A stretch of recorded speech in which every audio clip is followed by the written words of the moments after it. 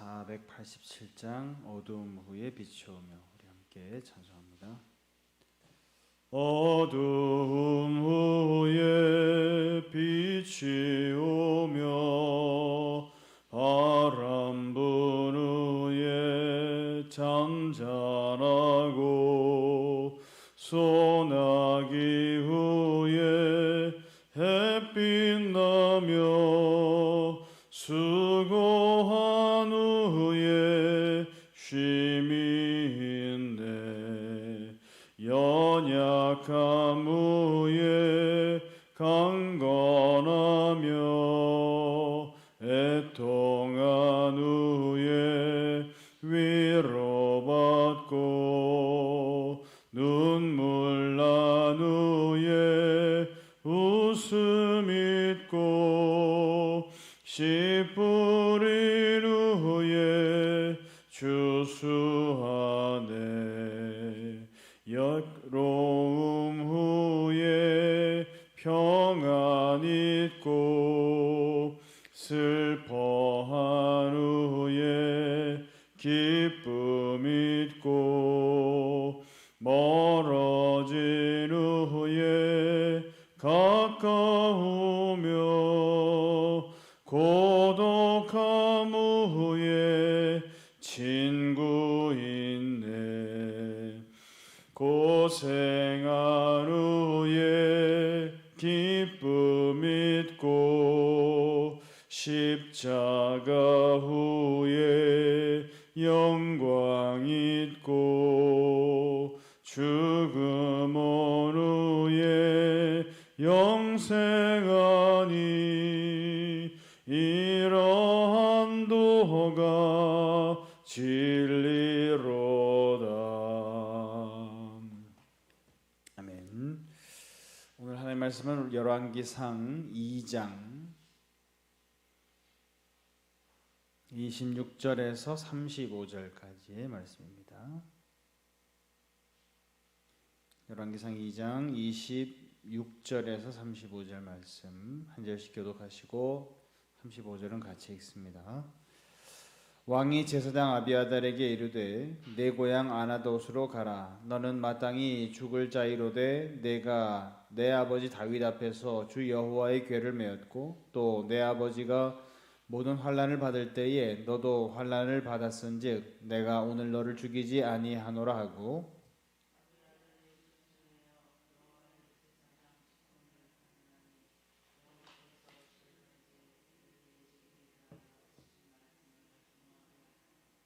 그 소문이 요압에게 들림에 그가 여호와의 장막으로 도망하여 제단볼을 잡으니 이는 그가 다윗을 떠나 압살롬을 따르지 아니하였으나 아도니아를 따랐음이더라.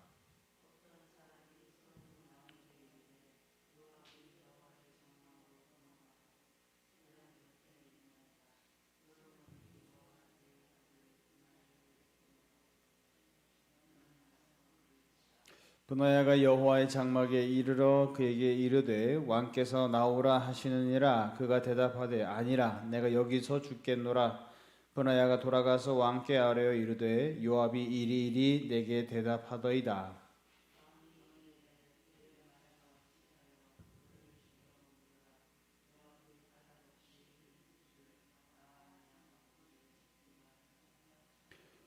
여호와께서 요압의 피를 그의 머리로 돌려보내실 것은 그가 자기보다 의롭고 선한 두 사람을 쳤음이니 곧 이스라엘 군사령관 넬의 아들 아브넬과 유다 군사령관 예델의 아들 아마사를 칼로 죽였음이라. 이 일을 내 아버지 다윗은 알지 못하셨나니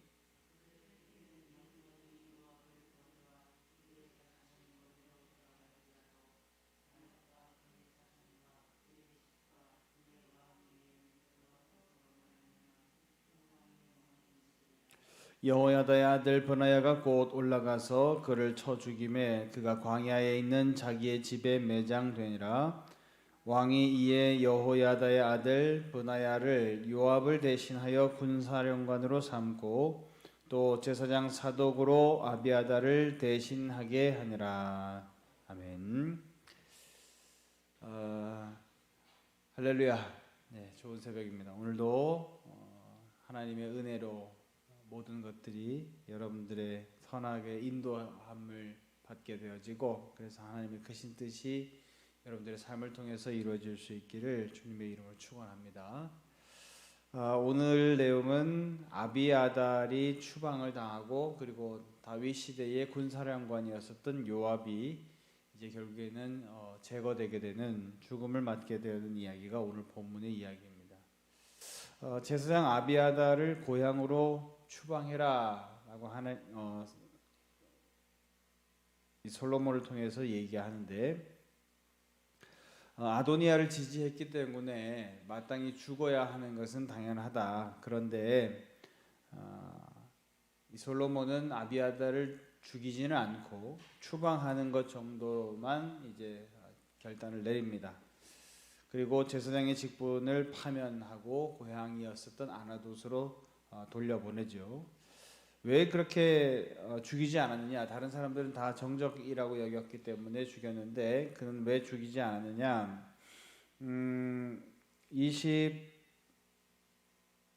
우리 몇 절일까요? 26절에 보면 두 가지를 이야기하고 있습니다. 첫 번째는 뭐냐면 다윗 앞에서 주 여호와의 궤를 메었고, 그렇죠, 그죠? 주 여호와의 궤를 메었다라고 하는 것이 무슨 의미입니까? 모든 전쟁에서 나아갈 때 이스라엘은 하나님께서 그 전쟁과 함께 하신다라고 하는 의미로 제사장이 언약궤를 메고 나아가게 돼 있죠. 그러니까 모든 전쟁에 있어서 하나님께서 함께 하신다, 그것을 만 백성에게 알려줬던 사람, 그 사람이 누구냐? 이 사람이 아도니아라, 이 아비아달이라는 것이죠. 그렇기 때문에 하나님의 제사장으로서 국가의 모든 중대사에 관여를 했었고, 특히나 목숨줄이 왔다 갔다 하는 이스라엘의 모든 전쟁에 이 제사장이 언약궤를 메고 나갔기 때문에 하나님의 제사장이었었던 사람을, 또 참전까지 했었던 사람을 죽일 수는 없다라고 하는 것이죠. 어떤 구체적인 죄목을 찾을 수 없다는 것이죠. 그리고 더 중요한 것은 뭐냐면 하나님께서 기름 부어 세우신 누구예요? 제사장이다라고 하는 거예요. 여러분, 다윗이 도망 다니면서도 사울을 죽일 수 있는 기회가 2번이나 있었습니다. 그런데 그가 양심에 크게 찔림받고 죽이지 않았었던 이유는 뭡니까? 하나님께서 기름 부어서 세우신 왕이다라는 거예요. 다시 말하면 하나님이 이 나라를 통치하시고 하나님이 왕이시기 때문에 왕께서 직접 기름 부어 세우신 자이고 그에 대해서 어떤 제거 명령을 내리지 않으셨다라고 한다면 내가 그를 죽일 권한이 내게 없다라고 하는 거예요. 다윗이 그렇게 여겼던 것처럼 솔로몬도 똑같이 그렇게 생각한다는 거죠. 하나님께서 기름 부어 세우신 제사장 아비아달을 내가 죽일 수 있는 권한은 없고, 다만 아버지 때에 큰 활동했었던 공로가 있고, 하필 아도니아를 따라서 정적이 되긴 했지만 그래도 하나님의 제사장이 아니냐, 그러니까 죽일 수는 없다라고 하고 귀향을 보내는 것 정도로 끝냈다라고 하는 거예요. 그리고 26절에서 두 번째로 확실하게 밝히는 이유는 뭐냐면 내 아버지가 모든 환난을 받을 때에 너도 환난을 받았은즉 이라고 얘기해요. 두 번째 이유는 무엇이냐? 아버지 다윗 왕께서 환난을 당할 때 아비아달 너도 함께 당했다는 거예요. 이게 무슨 얘기냐면 다윗이 이제 도망자 신분이 되어져서 도망을 다니다가 너무 급해서 어느 곳으로 갔느냐? 놉 땅으로 갔죠. 놉 땅으로 갔을 때 놉의 제사장이 있었고 그 놉의 제사장을 찾아가서 자기가 급하게 나오다 보니까 이렇게 홀몸이 되어서 나왔습니다. 무기가 혹시 없을까요? 라고 했을 때 제사장이 뭐라고 그럽니까? 골리앗의 칼이 여기 있다. 당신께서 그때 전쟁의 승리로 얻었던 골리앗의 칼이 내게 여기 있습니다. 라고 하면서 줬고, 또 제사장만 먹을 수 있는 진설병을 다윗에게 공개를 했죠. 왜? 여자를 가까이 하지 않았습니까? 사흘 이내에? 예, 그렇습니다. 그렇다고 한다면 이것을 드셔도 됩니다. 라고 하면서 하나님의 상에서 물려낸 진설병을 대접한 적이 있어요. 이렇게 해서 다윗을 숨겨줬다고 하는 이유로 그때의 놉 땅에 있는 제사장들이 몰살을 당합니다. 사울 왕에게 의해서 몰살을 당하는데 이때에 다윗을 도와줬던 사람, 이 사람이 바로 이 제사장 아비아달의 아버지였죠. 그러다 보니까 아비아달 혼자만 놋 땅의 모든 제사장들이 다 몰살당할 때 도망을 나와서 다윗에게 이 사실을 알렸고 다윗은 이제 다시 피할 수가 있었어요. 그때 다윗은 이제 아비아달을 자기의 제사장으로 삼게 된다라고 하는 거예요. 어쨌든 그렇게 돼서 모든 가문이 다 몰살을 당하는 큰 화를 당했었는데 내가 그 모든 환란을 우리 아버지 때문에 당한 것 아니냐. 그러니까 내가 죽이지 않는다라고 해요. 그래서 파면을 당해서 자기의 고향 땅인 이제 아나돗으로 갑니다. 자, 그리고 이제 요압은 이 제사장이 아비아달이 자기 고향 땅으로 추방됐다라고 하는 소식을 듣고 나도 이제 곧 죽겠구나라고 생각하고 얼른 달려가서 성전의 제단뿔을 잡았어요. 제단뿔을 잡으면 당시에 죽이지 않는 법이 있었나 보죠. 그런데 사실은 그것은 미신입니다. 왜 그러냐면 지금 요압 같은 경우는 왜 처단을 당해야 되느냐, 나중에 이제 이유를 밝히지만 솔로몬이 분명히 이유를 밝히죠. 자기보다 선한 자 2명을 어떻게 했어요? 선한 사람 2사람을 살인했다는 거예요. 살인죄는 제단뿔 잡는 것에 의해서 구원받는 것에 해당되지 않습니다. 왜 그러냐면 출애굽기 21장 14절에 사람이 그의 이웃을 고의로 죽였으면 너는 그를 내 제단에서라도 잡아내려 죽일지니라. 하나님께서 그렇게 말씀하셨어요. 그러니까 지금 이 요압 같은 경우는 아마시아라고 하는 사람과 아브넬을 2사람을 죽임으로 인해서 지금 고통을 받는 거예요. 자, 요압 같은 경우는 제가 그런 말씀드렸죠. 성격 자체가 굉장히 포악한 사람입니다. 자기에게 경쟁 상대가 된다라고 생각을 하면 가차없이 그 사람을 죽였던 사람이에요. 특히 유다의 아마시아 같은 경우는 큰 죄가 없어요. 다만 어떤 원한 관계라든가 이런 것들이 있었던 것이 아니라 자기의 어떤 경쟁 상대라고 생각했기 때문에 아마시아를 죽이는 거예요. 그것도 그렇고 또 이스라엘의 군장관이었죠. 군사령관이었었던 아브넬을 왜 죽였냐? 다윗이 분명히 아브넬에게 서한을 보내서 평화 조약을 맺고 이제 계속해서 북이스라엘과 유다와 이스라엘 나머지 지파들이 서로 이제 평화적으로 공존하자라고 하는 것을 조약을 맺었어요. 그리고 이제 그 조약을 서로 확약하기 위해서 아브넬을 초청을 했단 말이에요. 자기의 주군이었어요. 당시에 다윗 왕께서 그 결정을 내리셨습니다. 그런데 요압은 자기 동생을 죽인 자가 누구냐? 전쟁 중에 자기 동생을 죽인 자가 아브넬이었기 때문에 동생의 복수를 해야 되겠다라고 생각했던 거예요. 그런데 아무리 복수를 하고 싶었어도 누가 만류했어요? 다윗 왕께서 아브넬을 초청한 것은 평화 조약을 맺기 위해서 그렇게 했다라고 하는 거예요. 그런데 요압은 그런 거 없습니다. 나에게 일단 걸림돌이 되는 인물, 나에게 경쟁 상대가 되는 인물, 내 원한을 산 인물, 그 사람들은 내가 가차없이 내가 안 살려준다라고 한 거예요. 자, 그렇게 하면서 결국에는 초청을 받고 돌아가는 아브넬을 결국에는 이 비열한 방법으로 요압이 죽이게 되죠. 그래서 다윗이 아마 이때 마음을 먹었었던 것 같아요. 내 밑에 있으면서 나의 군 장관을 하고 있는 요압이라고 하는 인물이 전쟁이나 다른 데 있어서는 아주 용맹하게 싸우는 장군일지 모르나 의롭지는 못하구나. 하나님의 뜻에 따라서 움직이는 그런 사람은 아니구나 라고 하는 것을 다윗은 생각을 했었죠. 자, 그리고 결국에는 그 2사람을, 의로운 사람 2사람을 살인한 죄에 대해서 죄값을 오늘 받습니다. 그래서 너 여기서 죽을래? 그러니까 그래도 여기서 죽겠습니다 라고 하니까 결국에는 분하에 의해서 제거가 되어지죠. 여러분, 사실은요, 오늘 이 2사람의 파면과 죽음은 하나님의 뜻이었죠. 왜 그러냐? 이유 없이 사람을 고의로 살인한 자는 아무리 제단뿔을 잡는 한이 있더라도 하나님께서는 용납하지 않으시겠다라고 하는 것이 하나님 나라의 법이었습니다. 왜 그렇습니까?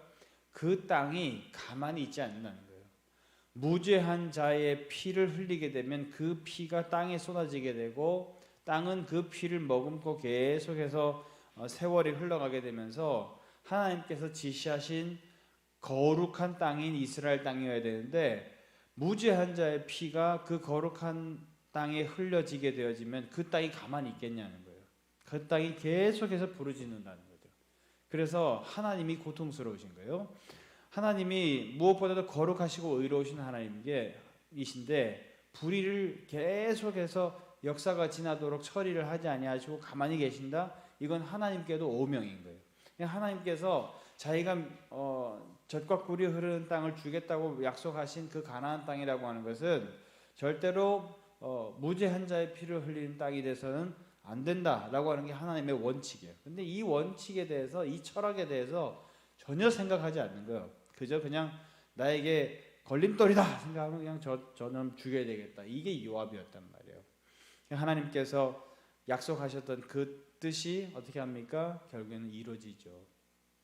요압이 자기 생을 다 마감하고 자기 아들 때에 가서 이런 일을 당한 것도 아니고 결국에는 요압은 마지막에 가서는 하나님의 심판을 받게 된다는 거예요.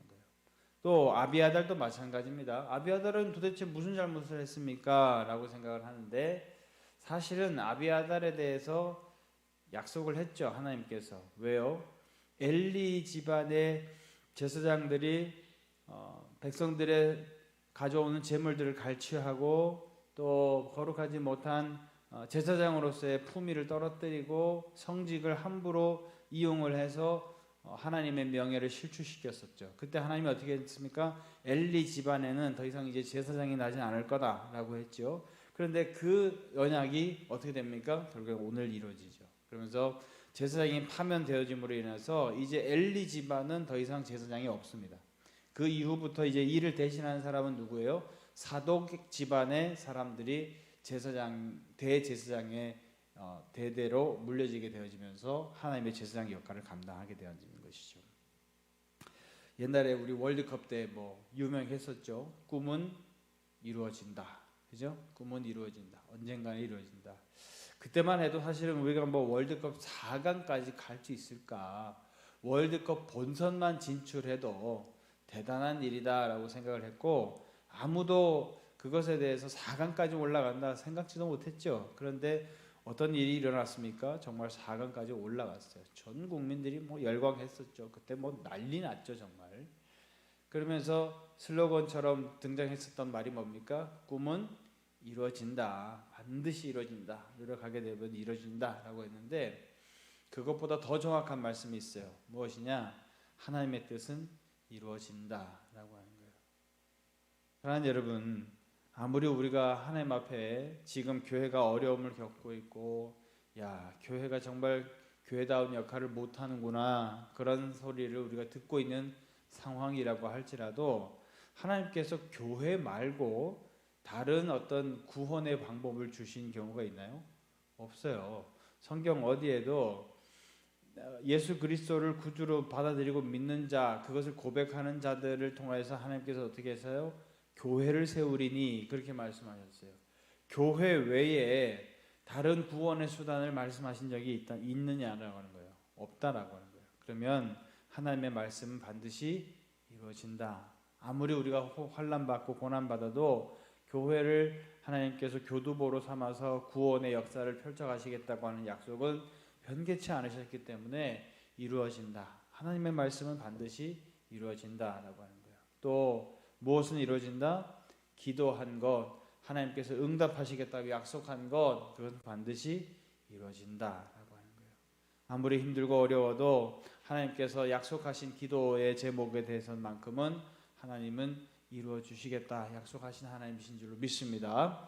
오늘 이 새벽에 하나님 응답이 더디다고 낙심하지 않도록 도와주옵시고 하나님의 뜻이 이루어질 줄로 믿습니다. 내가 지금 이렇게 고난당하지만 고난당한 후에 하나님께서 평화를 주시고 또 내가 너무 자고하지 아니하도록 내가 이 하나님께서 주시는 은혜에 대해서 교만하지 아니하고 하나님의 뜻이 또 어떻게 이루어질지 모르겠기 때문에 내가 하나님의 선하신 뜻을 바라보면서 살겠습니다. 그렇게 결단할 수 있는 저와 여러분들이 될 수 있기를 주님의 이름으로 축원합니다. 기도하겠습니다. 하나님 아버지, 하나님의 뜻, 하나님의 약속은 반드시 이루어진다라고 하는 것을 오늘 두 사람의 운명을 보면서 다시 한번 확인하게 되어집니다.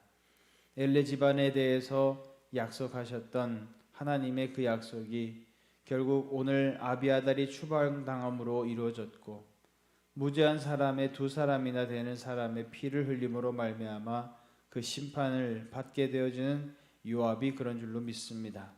아버지 하나님, 오늘을 살아낼 때에 우리가 명심할 것, 아무리 내가 어렵고 힘들고 그렇다고 할지라도, 또 내가 아무리 세상 사람들이 말하는 잘 나가는 상황에 있다 할지라도 하나님의 뜻에 더 가까이 가 있을 수 있는 저희들 되게 하여 주옵소서. 그래서 그 하나님의 선하신 뜻이 이루어지게 되어질 때 아버지 하나님, 화를 당하는 이러한 두 사람들처럼 되지 아니하도록 도와주옵시고, 겸손하게 늘 언제나 하나님의 뜻 가까이 있어서 하나님의 뜻에 이루어질 때에 축하하고 박수치며 감사할 수 있는 자리에 있을 수 있는 우리들이 될 수 있도록 하나님 도와주옵소서.